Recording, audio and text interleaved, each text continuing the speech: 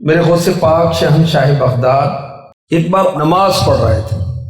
دوران نماز ایک سانپ اسنیک وہ آ گیا اور غوث پاک جب سجدے میں جانے لگے تو اس سانپ نے سجدے کی جگہ پر آ کر اپنا منہ کھول دی.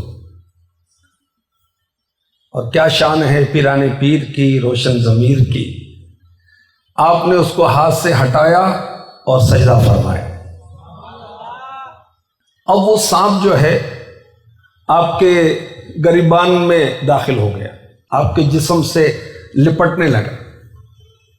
پھر وہ سانپ آپ کی ایک آستین سے داخل ہو کر دوسری آستین سے نکلتا ہے. مگر غوث پاک کی شان، غوث پاک کی عظمت اور غوث پاک کا نماز میں اللہ کی طرف رجوع، اللہ کی طرف توجہ ایسی ہے کہ سانپ آپ کے خشوع خضوع میں حائل نہیں ہو پاتا. آپ اطمینان سے نماز پڑھ رہے ہیں. آپ نے جب سلام پھیرا تو وہ سانپ غائب ہو چکا تھا.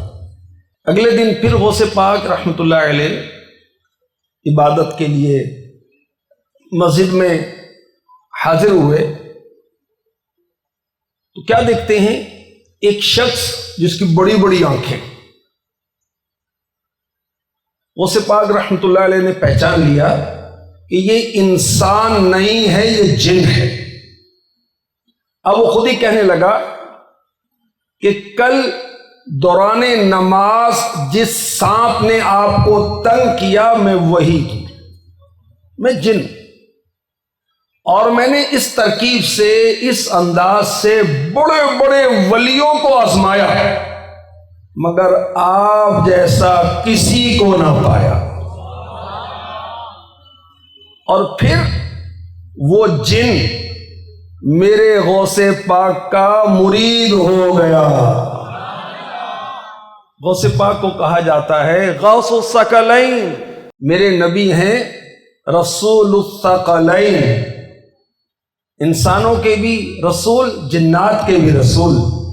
اور میرے غوث پاک ہیں غوث الثقلین، آپ کے مرید انسان بھی ہیں، آپ کے مرید جنات بھی ہیں. کیا شان ہے غوث پاک کی.